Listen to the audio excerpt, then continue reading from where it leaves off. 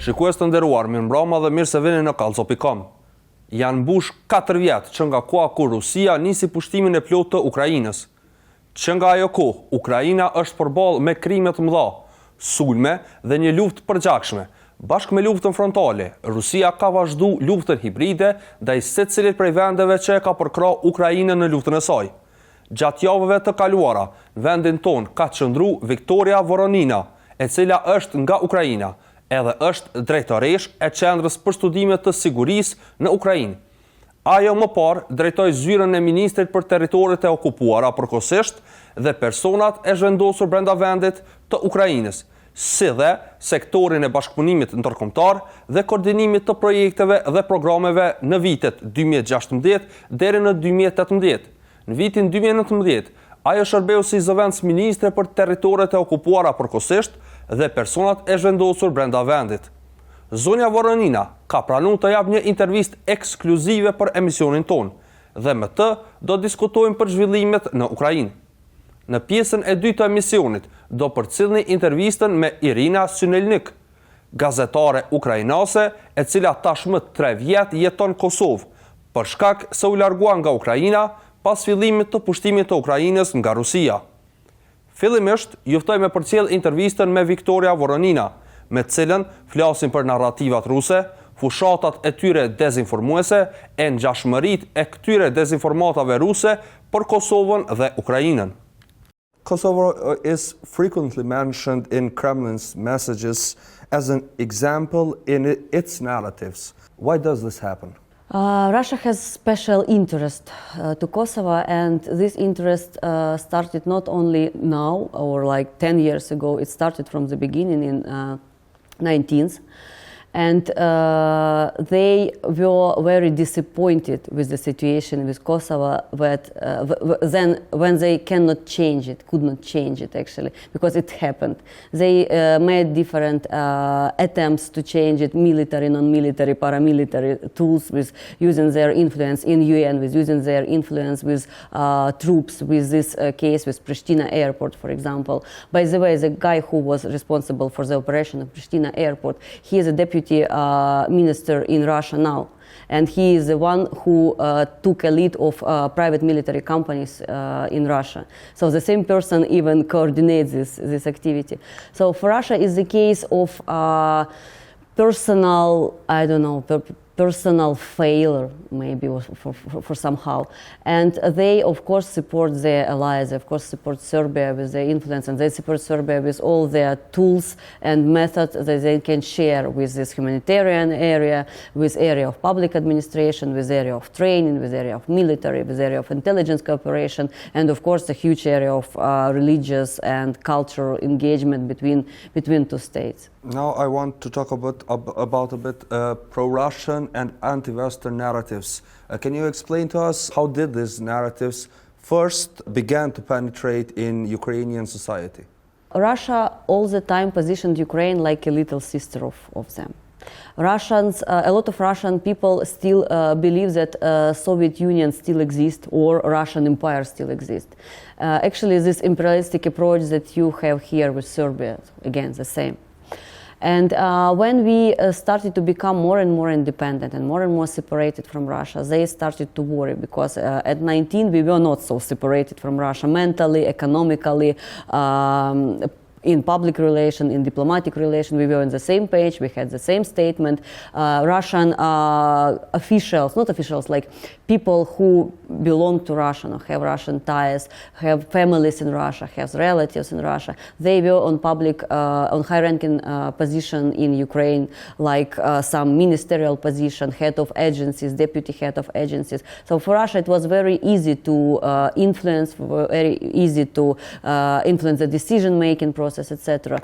Then after 2004, we had this first revolution. We called it so-called Orange Revolution. We had, for the first time, subdivision of elections and result of elections, and people said that they are not pro-Russian. Some of them became pro-Ukrainian and even pro-Western more.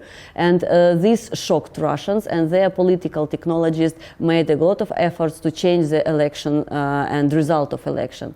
But the first president that was proclaimed more pro-Western president was Mr. Viktor Yushchenko in 2004. Still, even within such procedures, within being a president of pro-Western position, he has some advisors, prime ministers, some ministers in his administration. He has people who were still pro-Russian and actually who took a lead after he left his position as a president. So we had the period of 2010 where pro-Russian candidate Mr. Yanukovych took actually the lead of the state and won the election. And after this, after the period of 2004-2010, for example, our society starting to become more pro-Western, starting to look precisely on NATO, on EU. We started to travel in, we started to be more close to European society, more Western European society. But after 2010, this angle started to be shifted again to more pro-Russian issues. But our society were not ready for it. They didn't want it. They want to be pro-European. We made a decision that we will follow this goal. So it ended up with revolution of dignity in 2013 when our that time president Mr. Yanukovych rejected to sign a EU association agreement, and our society exploded because we were with this EU value, European democratic values, and the situation in our country was a bit terrible, with corruption, with uncontrolled process, with no transparency. And our society could not accept it anymore. That's why we have this revolution of dignity. And after this, after 2013, 2014, for Russia, it became a very big problem to change the perception in our society. I want to talk a little bit more about these periods of time. You said that you did the Orange Revolution, then a pro-Russian president came. Which social groups or segments of society were initially most affected by the Russian narratives? After this even came a pro-Russian president. It was some sentiments of post-Soviet Union. It was Russia identified what weaknesses we have in our society. Until 2014, until 2022, we don't have such big disputes about language issue. We understood each other. If needed, we shifted the language in a second, and we started to speak Ukrainian or Russian independent of who is in front of you. But after this, it was the issue of Russian propaganda and manipulation, like Russian-speaking population are suffering, Russian-speaking population is under the threat. Actually, Putin never said that Russian under the threat in Ukraine, Russian-speaking population. Same happened with religious, same happened with some economic activities, same happens with media, like Ukrainians stopped to broadcast something in Russian language or produce something in Russian language.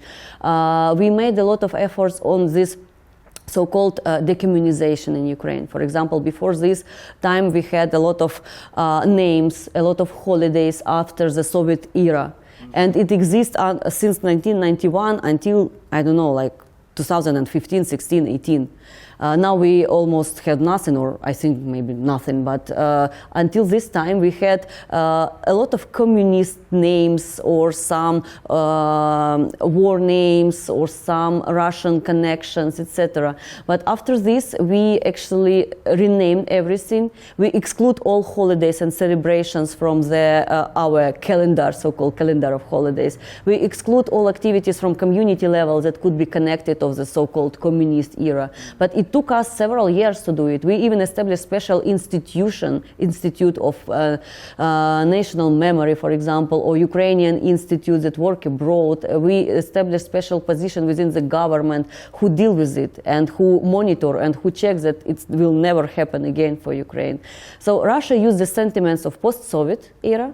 Russia used the sentiments of some historical heritage. Like, for example, sometimes they call our historical figures, key actors of Ukrainian history as their belong people. For example, some we call it like Knyagina Olga, for example, or Cossacks, or I don't know, some other people who can be associated with Russia and Ukraine at the same time, but they are purely Ukrainian, or even Kievan Rus.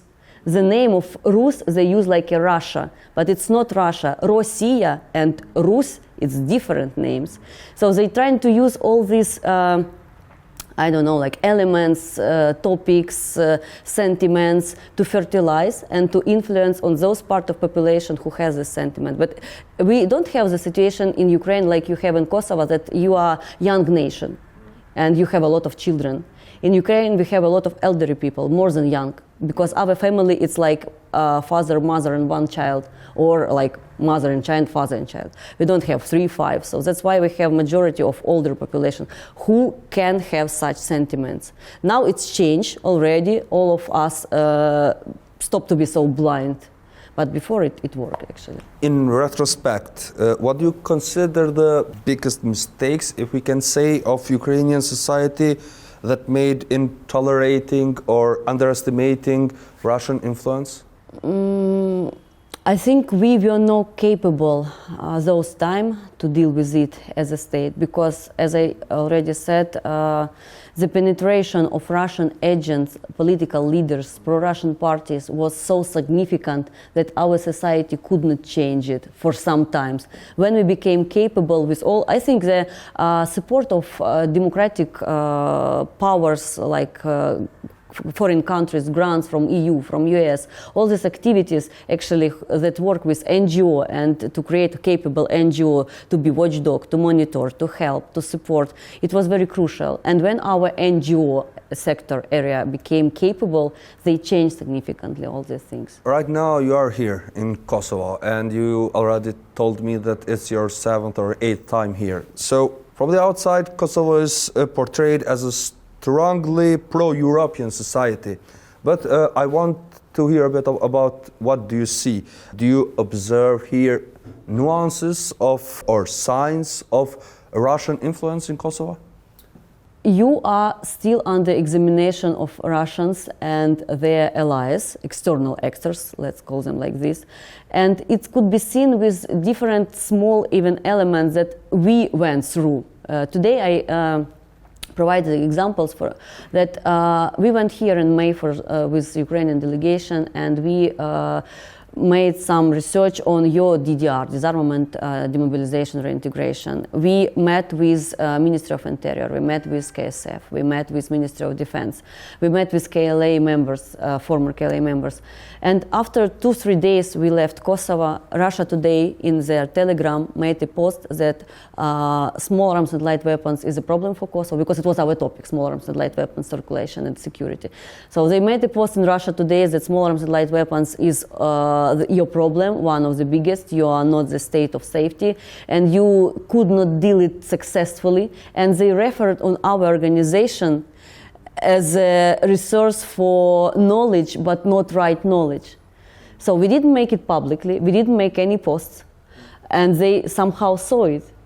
So they watched, they saw, they understood, and they put it in Russia Today media. Some pro-Serbian Telegram channels just caught it and disseminated it widely, because we monitor Telegram channels in different countries in our organization. So it doesn't mean that you are pro-European, it doesn't mean that Russia have no interest in you and have no influence. I think you know even better than me that they had a trick with Telegram, and they created Telegram channel. I don't remember how it was named, Alp King or something. Alp Kings. Alp Kings, yes.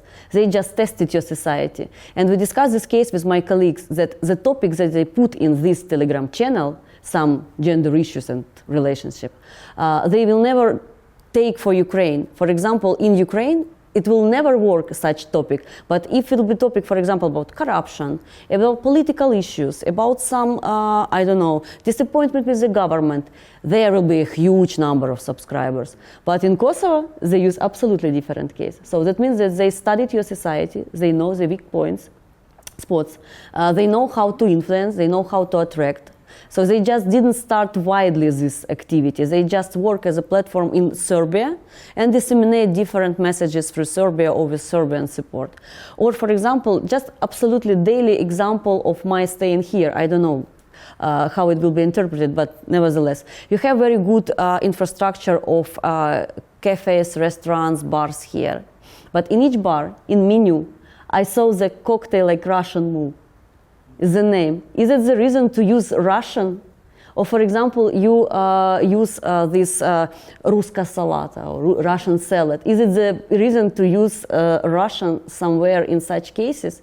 You know why I'm talking about it? Because in Ukraine, for example, in 2022, until 2022, we had a lot of this food named with Russian connection. For example, Russian cheese, Russian, I don't know, like sausage, etc. I know that I'm talking about very, I don't know, very simple things, but it's that what society deal with. And after the war in 2022, our shops immediately changed the name. Russian cheese became Ukrainian cheese, you know. Moscow sausage became Kiev sausage. It's so easy, but people never think about it until it happened, you know. So what is the need to put a cocktail Sputnik in the menu list in one of your restaurants, or to put the cocktail like Russian wool in one of the, why?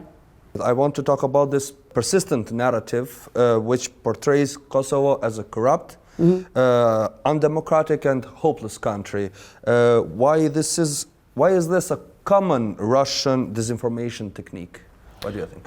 We have the same in Ukraine, actually. All the time after 2014, when our government is not pro-Russian government, they use the same tactics that Ukraine is a state that like almost failed state or already failed state because our government is not capable to do.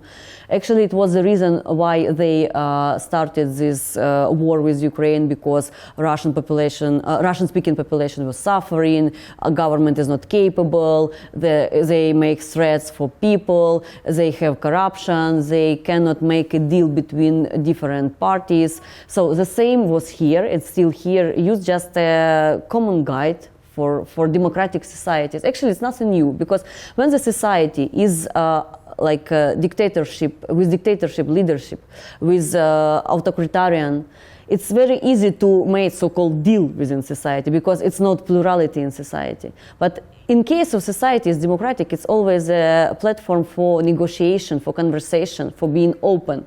But when people is open, politicians are open, it's also the case to take something from the conversation and wrap it as some threats for existence of the country, etc. But the corruption, economic situation, political situation, not having deal, some stigmatization of peace process or negotiation is absolutely the same that Russians use in Ukraine and that they use in Kosovo.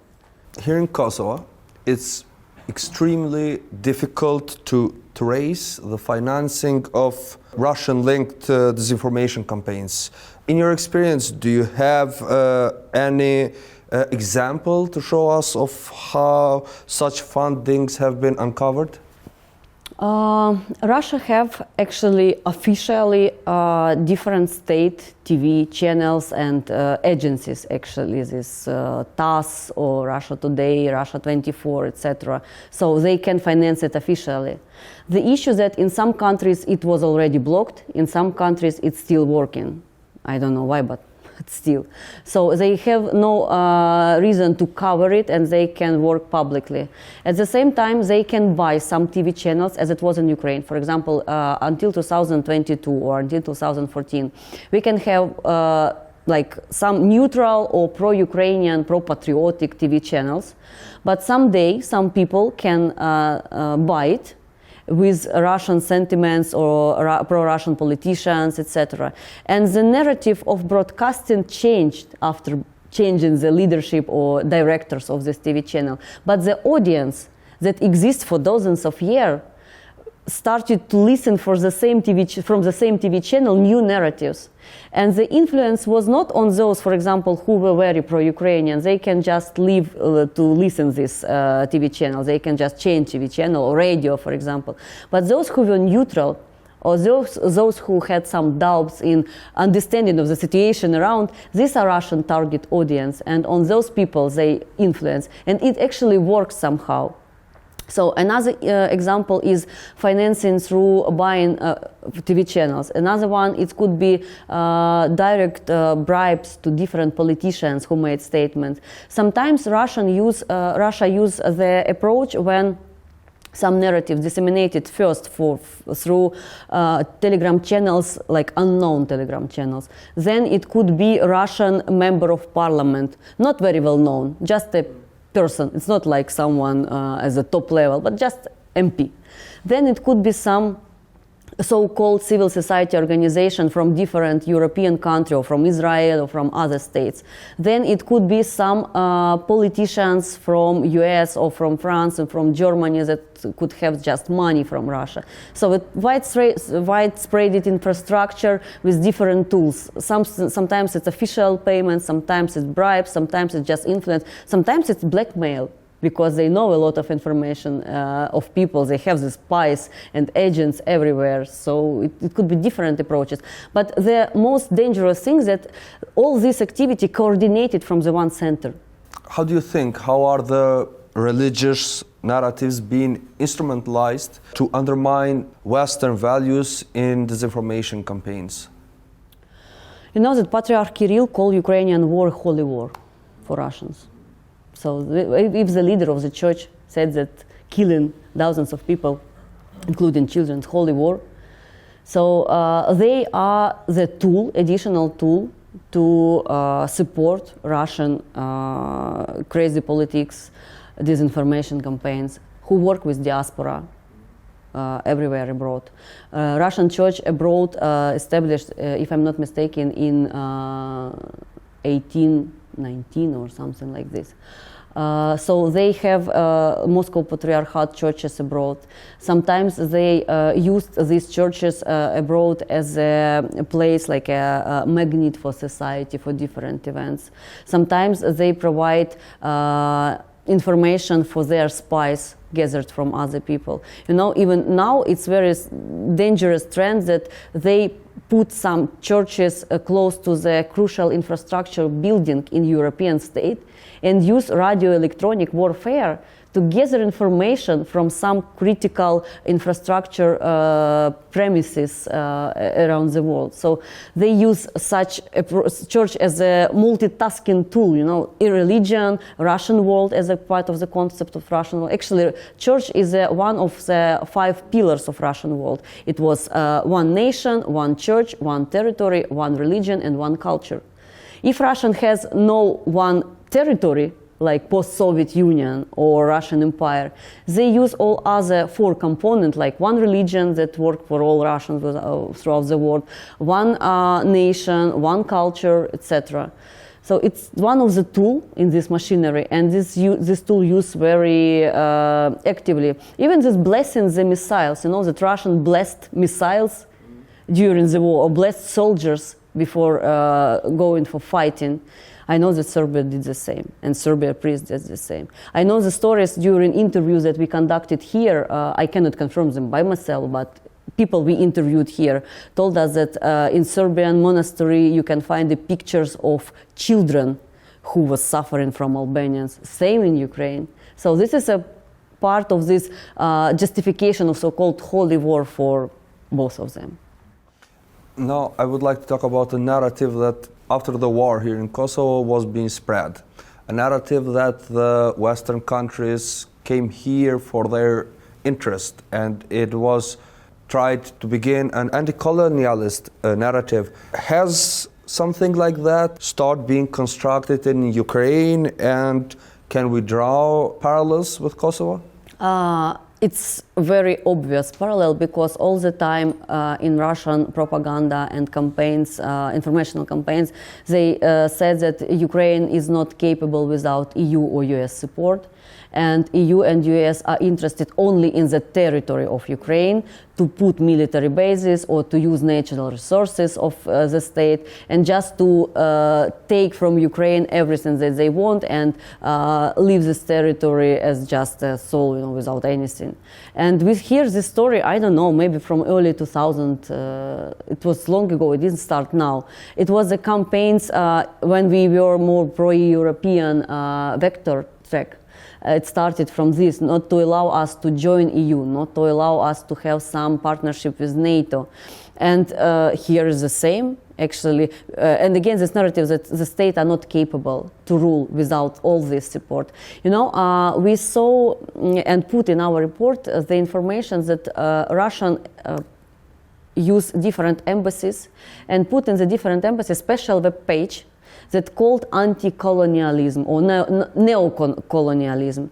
And they listed all the countries chronologically, year by year, with some crazy analysis about neo-colonialism approach of this European country inside these countries. Like some event happened, some protest happened, some anti-fascism activities happened. So Russia positions themselves as a watchdog for anti-fascism and as a watchdog for neo-colonialism and trying to stop so-called neo-colonialism in their minds. But we found there a very interesting report that produced, I think, for the last 3 years. It's about this neo-colonialism. And we compare Kosovo and Ukraine cases in this report and just list it as a matrix with line-by-line approaches. And sometimes it's absolutely same wording. For example, Serbian-speaking population, Serbs suffer here because of language. Same about Russian-speaking population in Ukraine. Or EU support Ukraine with some money or finances or corruption. Same about Kosovo. Or some political party is not capable to deal with something. Same in Kosovo. So absolutely line by line, same approaches. I don't think that we can have other examples so close to each other in this report. Kjo ishte intervista me Viktoriia Voroninën. Tash juftoj me përcjell intervistën me Iryna Synelnykun, gazetaren ukrainase, e cila tregon për fushatat dezinformuese të Rusisë dhe përgatitjet për pushtimin e Ukrainës përmes dezinformatës. You live in Kosovo now.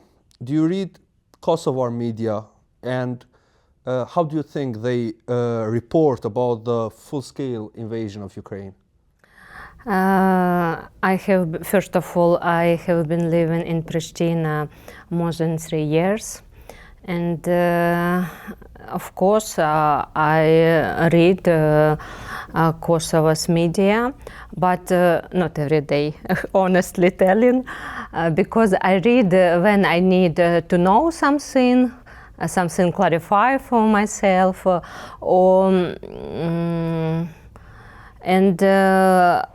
last time I mentioned that there are less materials about the war in Ukraine, because I understand, of course, that audience may be a little bit tired from our war, and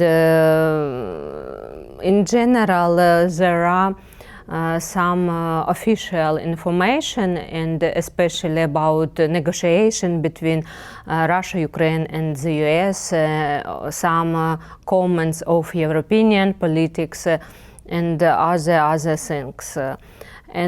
But I think that the main sources of Russia and Serbia and disinformation in Kosovo, it's social network, of course, Telegram channels.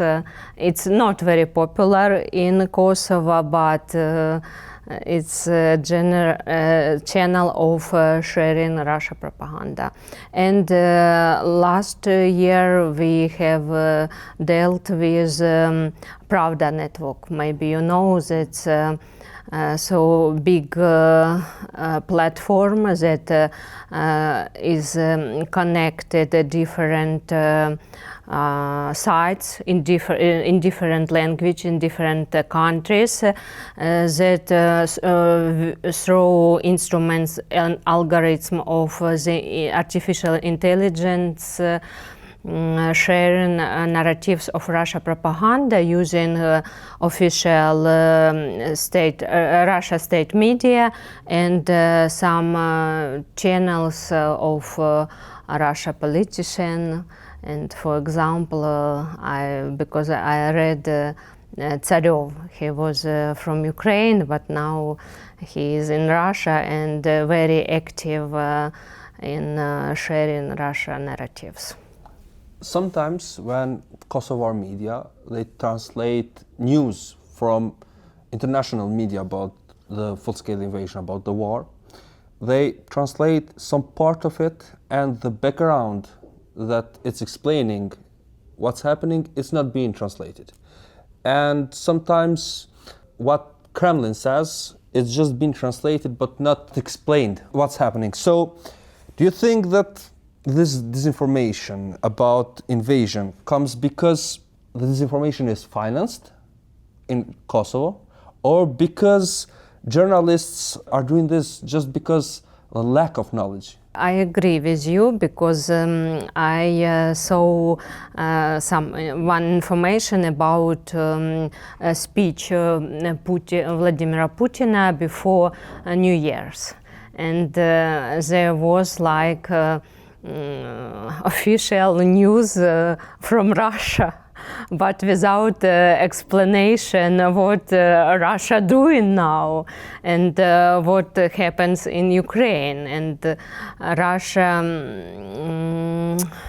And sometimes we have deal with approach that some media say that we need take both sides of this conflict, and we should highlight different positions. But in general, it looks like we'd like to have in the same position aggressor and victim. I think it's not possible, and I did not write about Russian soldiers who came to my home in February 2022, because I was 6 weeks on the occupation territory. I was lucky maybe because fortunately Russian soldiers they did not come to our settlements. It was very small settlements near the Belarus border. But around us Russian military was, and my city Chernihiv was on the siege. It was terrible for me, and I continued to work, but honestly I did not write about Russian soldiers because for me they were aggressors. When we talk about Russian influence and Russian narratives, Russian disinformation that comes to Kosovo, here it's nearly impossible to deconspire disinformation funding from Russia. But do you have an example of deconspiring something like this in Ukraine? I think it's not hard question. It's hard question because I think some organizations they don't have direct financing from Russia, but sometimes maybe it's possible indirect through third countries support some operation, information operation. And first of all, for example, in Ukraine, one of the main channels of sharing Russian narratives are anonymous Telegram channels. And we don't know exactly who was owner those channels and how they had money. And but very often they are working very tricky, I'd like to say about it, because they have some true information, few messages from official sources, for example, and then some manipulation information. It's creates some tension in society, and I try to avoid these channels, but I know that sometimes people read and worried about situation, and Russia try to undermine our fighting, and they try to convince people that we could not win. it's the main goal, I think, now, the Russian disinformation. And they use different channels, different platforms, and they work with different audience. And for different audience, have separate narratives. And it's very professional work. And I mentioned about Pravda network, and it's very simple for first. It's clear that only these platforms, they repeat news from state agency and Kremlin. But the site has not so big audience. But the main idea is fill the internet by Russia information. When people use different tools for search information, very often the artificial intelligence use those sites and did not link to them. And the people think this information is true, but it's Russian narratives, and sometimes it's manipulation, sometimes disinformation, and sometimes it's a lie. After the war in Kosovo, two of the main narratives that were being spread by Russian and Serbian disinformation campaigns were that the international factor here, it's because they want something here. Second one was that another war is near. So before full-scale invasion of Ukraine, were any kinds of narratives or disinformation that were being spread in Ukraine by Russia? Maybe something like the ones that I mentioned, but even if there is any other narrative. I think the main narratives from Russia against Ukraine is that Russia deny our existence as national and the state. Maybe you remember the article by Vladimir Putin in 2021 when he claimed that Ukraine is a failed state. And it was in his imagine Ukraine was created by Lenin at the beginning of the 20th century. Of course, it's a very interesting version of history, but for me, the biggest lie. I think it was not disinformation, it was lie from Russia that they did not have efforts to invest to Ukraine. Because they gathered army near our border, but I watched in that time. I watched Russian news for understand. I wanted to understand what would happen, and every day. Maybe 10 days or weeks before the full-scale invasion, every day they said that no, Russia did not have this desire. We are a peaceful country. There was some army training, and you can see that army return to their home.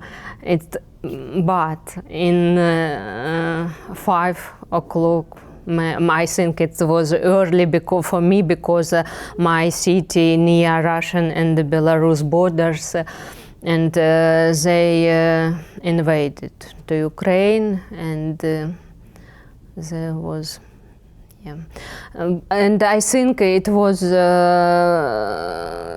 the main. They tried to deny their real action.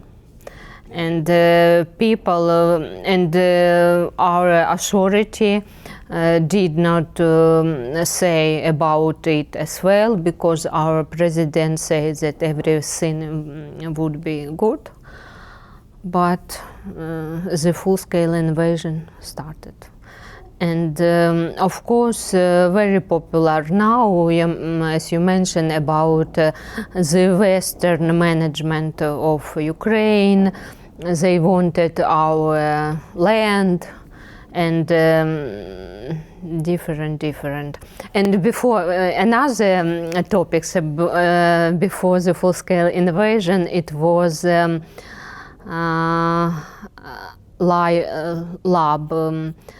a special lab that create a weapon, biological weapon. It was a very popular plot in Russia, and they used it maybe, if not every day, but every week.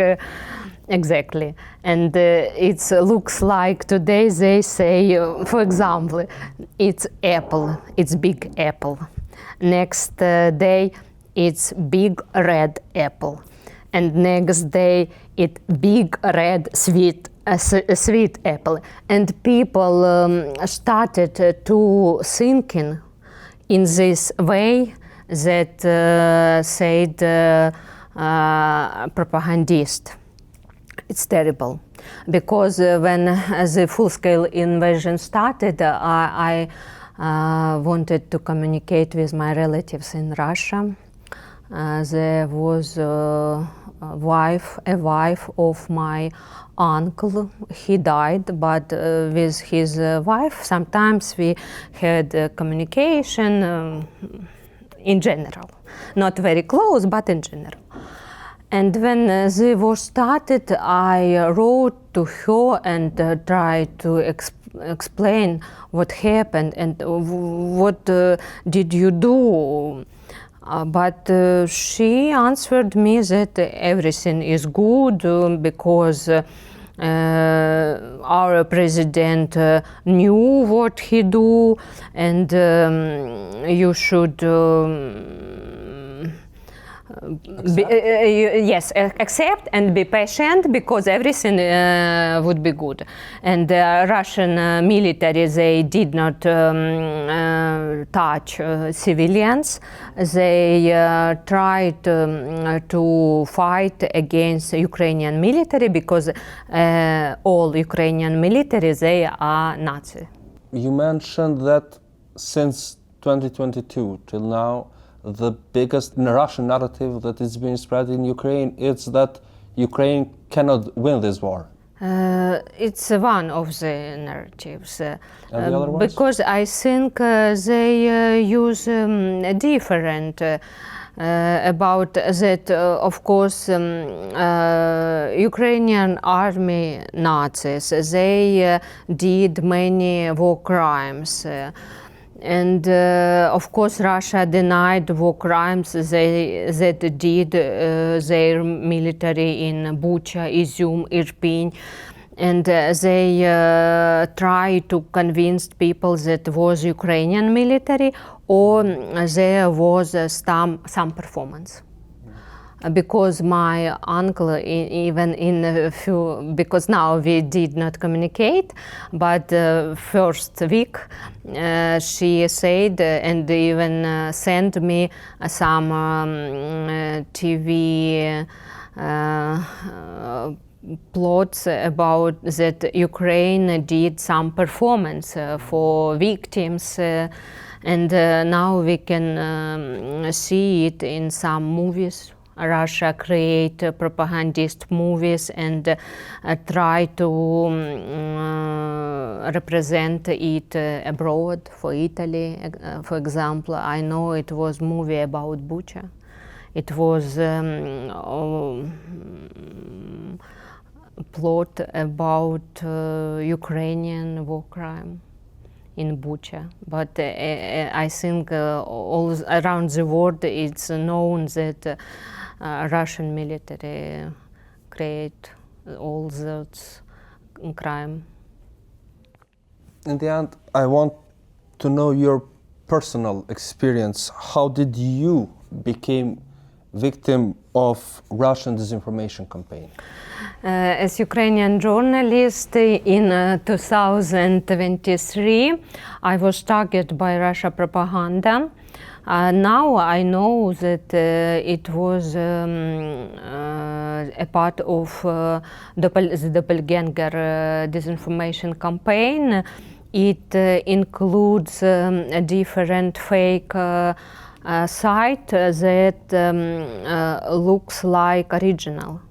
And they target not only Ukrainian, but many journalists abroad and many media in France, the US, Italy. It's a big disinformation campaign, and I think it's maybe as it has been lasting now because it's possible.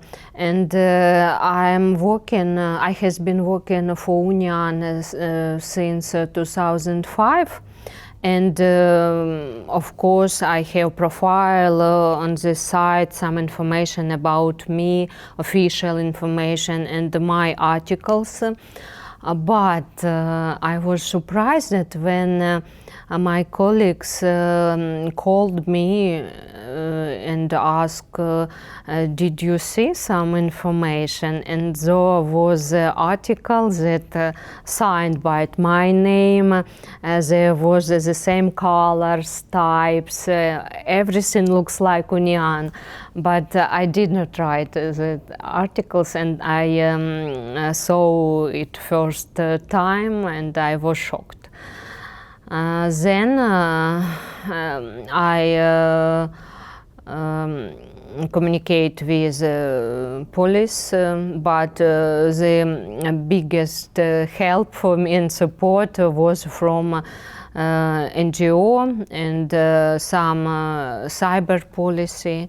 They banned those articles, and now it's not exist. But not maybe last month I accidentally find another one. It was from January 2023. I think that it was during all year. And I know about 10 cases, but I think there were much more. And topics of those articles were very sensitive, not only for Ukrainian audience, but for audience abroad, because there was about negotiation, about addiction of Ukrainian president, about that Ukraine became the biggest trade of black market of children organs. It's connected for Kosovo topics as well. Yeah, it was. I was very shocked because it was unfair. But as I mentioned, they use any tools and they try to be sophisticated and try to reach their goals. But I believe that will be not possible for them. Russia spent big money for promoted disinformation, their state narratives abroad. They have special department, the state agency Россотрудничество. This department deals with social activists, journalists, researchers abroad, and they give some financial support for project. But we, of course, we understand what kind of project they wanted to have in as result. And now in Kosovo, I cooperate with Institute of Research Hybrid Warfare, Octopus. And for them now I try to prepare some materials about Western researchers who supports Russia. It's very interesting because now I see how they communicate and in different countries, different person, but they support Russia and they have some common. I think they are very friendly for Russia, not only in support a different project, but in earn money as well. Shikues të nderuar, kemi ndjek dy intervista shumë të veçanta. Ne kaq kishim për sonte. Vazhdoni me na shkru dhe raportu në kallxo.com e deri në emisionin e radhës, mirëmbëjtje.